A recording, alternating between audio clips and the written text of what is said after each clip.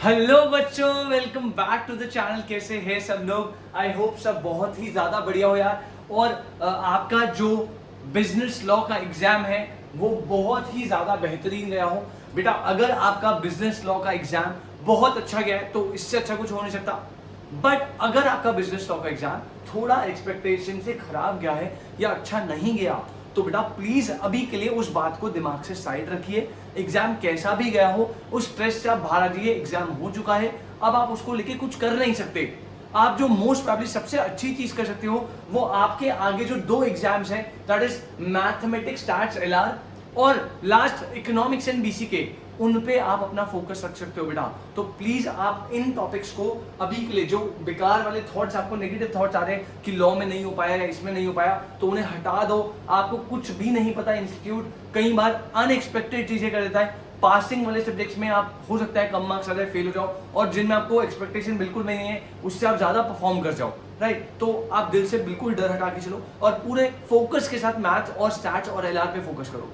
अब यहाँ पे आज की इस सेशन में बेटा मैं आपसे बात करने वाला हूँ कि आज आज 26 जून में आप अपना लॉ का एग्जाम अभी अभी देकर आए होंगे। अब इस एग्जाम को देने के बाद आपके दिमाग में बेटा बहुत सारे थॉट्स चल रहे होंगे कि सर 1.5 डेज जो हमारे पास बचे हैं, दैट इज पूरा आपका 26 जून, आज का दिन जो आधा बचा है शाम का, रात का, और अगला दिन जो है, और मोस्ट अभी परसों का जो मॉर्निंग वाला स्लॉट है, उन डेज को हम सबसे अच्छे तरीके से कैसे यूटिलाइज करें फॉर मैथमेटिक्स के एग्जाम के लिए, राइट। आपके दिमाग में बहुत सारी बातें चल रही होंगी बेटा, उन्हीं चीजों को हम क्लियर आउट करने आए हैं। और मैं पहले ही आपको बता दूं, एक डिस्क्लेमर दे दूं, अगर आप एक ऐसे बच्चे हो जो कॉन्स्टेंटली मैथ स्टैट्स एलआर को अच्छे से हार्डवर्क कंसिस्टेंसी के साथ पढ़ते आए हो, तो ये स्ट्रैटेजी बेटा आप फॉलो मत करना। आपको सारे टॉपिक्स को अच्छे से कवर करना है, फुल फ्लेज। आपको पता होगा आपको किस तरीके से स्ट्रैटेजिकली चलना है, ठीक है। आपने इतना मेहनत करा है तो आपको अब इस टाइम पे ये ऐसी स्ट्रैटेजी फॉलो करने की रिक्वायरमेंट नहीं है। ये सिर्फ उन बच्चों के लिए बेटा जो थोड़ा सा कम प्रिपेयर है या ढंग से प्रिपेयर नहीं है फॉर मैथ्स के एग्जाम के लिए, और अभी वो बहुत ज्यादा हाइप हो रहे हैं कि मतलब इम्पेशेंट हो रहे हैं कि कैसे होगा क्या होगा। तो उनको एक स्ट्रैटेजिकल ऑर्डर दे रहा हूँ वेटेज वाइज कि आप ये टॉपिक्स पहले पहले इस ऑर्डर में करोगे तो आप ज्यादा से ज्यादा कोर्स को कवर कर सकते हो, राइट। तो सबसे पहले स्टार्ट करते बेटा, आज यानी 26 जून को आप अपना एग्जाम देकर आए होंगे। अब यहाँ पे लेट्स अज्यूम 5 बजे आपका एग्जाम खत्म होगा बिजनेस लॉ का। आप अपने सेंटर से आराम से, अगर दोस्तों के खाते पीते मस्ती मजाक, वैसे तो होना नहीं चाहिए बिल्कुल भी, बिल्कुल मत जाना, एग्जाम देके सीधा घर। 2 पेपर बचे, पूरे 6 महीने की मेहनत सिर्फ 2 पेपर पे टिकी है बेटा। दोनों पेपर्स को अच्छे से निपटाओ, उसके बाद आराम से हफ्ता 10 दिन घूमते रहना, कोई आपको रोकेगा नहीं, ठीक है। तो अभी के लिए बिल्कुल बिल्कुल क्लियर, एकदम फोकस्ड होके सीधा घर जाना है। मोस्ट प्रॉब्ली जितना भी दूर सेंटर हो, 5 बजे अगर आप निकलते हो तो पहला स्लॉट आफ्टर एग्जाम का आपका पड़ता है, दैट इज शाम के 7 बजे आप घर पहुंचोगे ब्रेक लेने के बाद।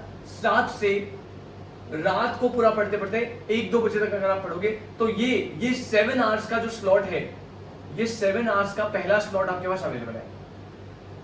अब आपको इन एनी हाउ उस लॉ के एग्जाम वाले दिन जो पहला स्लॉट अवेलेबल है 7 to 2 का, इसमें अपने लॉजिकल रीजनिंग वाले पोर्शन को कंप्लीट करना है, एलआर को कंप्लीट करना है, जिसकी वेटेज है बेटा 20 मार्क्स की, राइट। 20 मार्क्स आप इस 7 आवर्स में कंप्लीट कर लोगे। करना कैसे है बेटा, कॉन्सेप्ट्स को पहले सारे रिवाइज करना, उसके बाद रैंडमली कुछ ऑल्टरनेटिव वे में, जैसे ऑड नंबर्स, इवन नंबर्स, जैसे क्वेश्चन उठा लेना मॉड्यूल के, स्कैनर के, आप एमटीपी आरटीपी, जो भी क्वेश्चन आपने जब आप कर रहे होंगे, पहली बार आपने करा होगा, तब आपने इंपॉर्टेंट बनाएंगे कुछ इंपॉर्टेंट क्वेश्चन, तो उनको सबको रैंडमली करते रहना। एक एक क्वेश्चन इंडिविजुअली पकड़ के चलोगे तो थोड़ा डिफिकल्ट हो जाएगा। रैंडमली कोई 3 में से 1, 3 में से 1 या 2 में से 1, 4 में से ऐसे करके कर लेना, राइट। तो ये हो गया आपका स्लॉट 1। स्लॉट 1 में 7 आवर्स का जो पहला स्लॉट है एग्जाम वाले दिन 26 जून को, आपको एलआर वाला पोर्शन करना है, 20 मार्क्स की वेटेज कवर करनी है बेटा। उसके बाद जब आप नेक्स्ट डे उठोगे तो 2 बजे आप सोए, 6 घंटे की सफिशिएंट नींद लेना, सुबह 8 बजे आपको उठना है, और स्लॉट 2 जो है वो है 5 बजे से पहले तक का, मतलब सुबह 8 से लेके 5 बजे तक शाम को, 5 बजे तक शाम को, ठीक है। 8-9 घंटे का स्लॉट बन रहा है। इन 9 आवर्स में आपको 3 चैप्टर्स को मैथ्स के करना ही करना है, ये आपका गोल है बेटा। तो 27 जून स्लॉट 2, 5 बजे से पहले शाम को आपको मैथ्स के 3 टॉपिक करने। सबसे पहला है टाइम वैल्यू ऑफ मनी, ठीक है। सेकंड जो मैथ्स का चैप्टर है that is first chapter ratio proportion indices logarithm, और थर्ड टॉपिक जो है that is sequence and series. ये तीन टॉपिक आपको सुबह 8 से शाम के 5 बजे के बीच में निपटाने हैं, ठीक है। टाइम वैल्यू थोड़ा बड़ा है तो इसके लिए आप 3-4 घंटे आराम से लगाना, बाकी टाइम आप इसको यूटिलाइज कर सकते हो। 9 घंटे में आराम से 3 टॉपिक होंगे, बहुत प्यार से। तो जब आप मैथ्स के ये 3 टॉपिक कर लो बेटा, इनकी वेटेज अपने आप में मिनिमम बता रहा हूं 20 मार्क्स की वेटेज है सिर्फ इन 3 टॉपिक्स की, 20 मार्क्स, ठीक है। तो 40 में से ये 20 मार्क्स आपको यहाँ पे आ गए 3 टॉपिक के। उसके बाद आपने 5 to 7 2 आवर्स का आपने ब्रेक ले लिया, 2 आवर्स का यहाँ ब्रेक हो गया। अगला स्लॉट 3-7 बजे आप बैठोगे, फिर से शाम रात को 7 बजे से 1-2 बजे तक आपने पढ़ा। इस स्लॉट में आप स्टैटिस्टिक्स वाले पोर्शन को निपटाएंगे। उसमें से भी कौन कौन से टॉपिक, सबसे पहला और सबसे simple that is measure of centre tendency, mean median mode, ये सब आपने पढ़ा। Second dispersion, correlation, index number, ये 3 टॉपिक भी बेटा बहुत सिंपल है, और ये अगर आप करते हैं ये टॉपिक्स तो कहीं ना कहीं आपके 20 से 25 मार्क्स यहाँ पे कवर होते हैं। 20 से 25 मार्क्स यहाँ पे कवर होते हैं।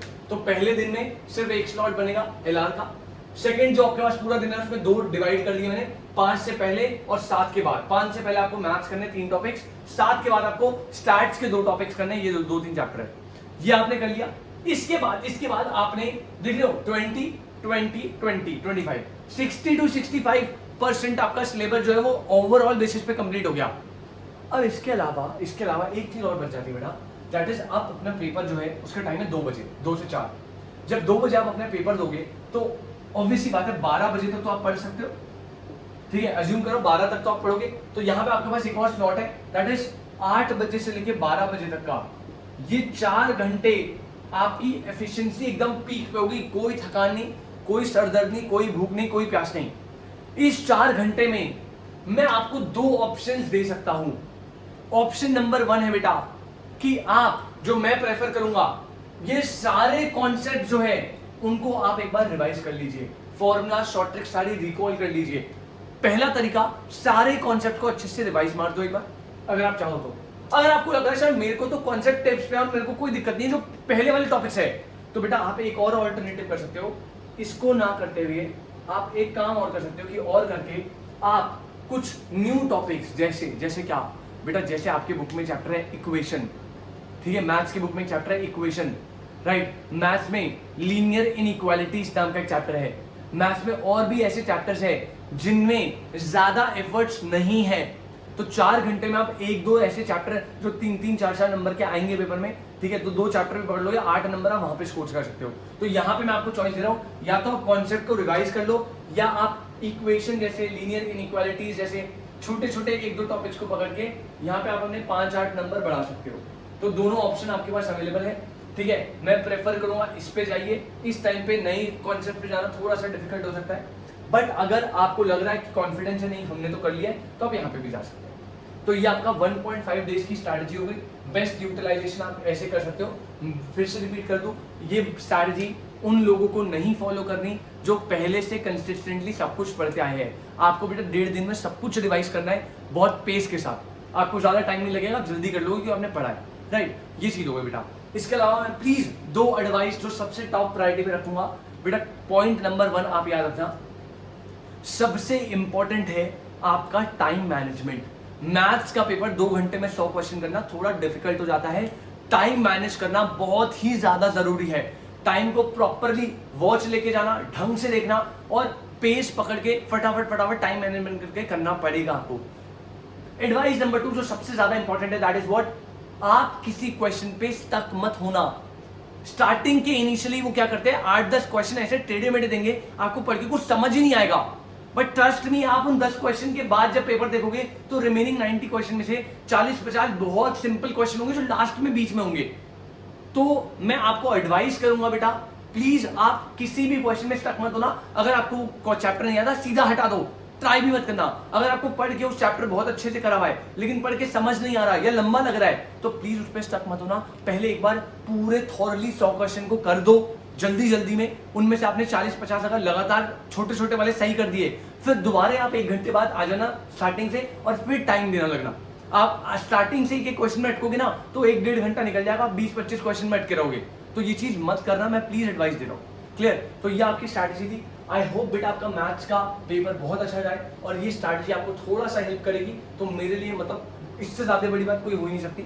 और थैंक यू सो मच बेटा। वीडियो को जो है शेयर करिए अपने फ्रेंड्स के साथ जो लोग मैथ्स से डरते हैं, एंड आई होप सबका पेपर बहुत एक्सट्रीम अच्छा जाए। Thank you so much. मिलते हैं बेटा नेक्स्ट स्ट्रैटेजी के साथ जो कि इकोनॉमिक्स की। चलिए बेटा मिलते हैं, बाय।